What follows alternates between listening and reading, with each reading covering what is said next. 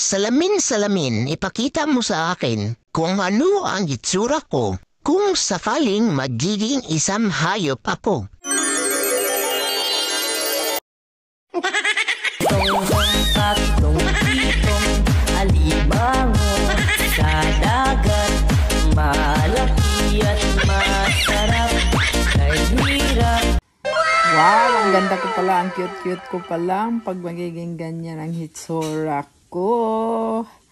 Sinong gustong gumaya sa ano ko, sa hitsura ko?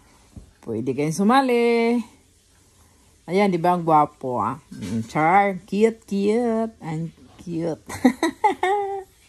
Yan ang tinatawag na salamin. Tingnan natin kung ang hitsura.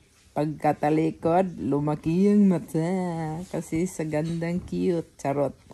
Alright, bye.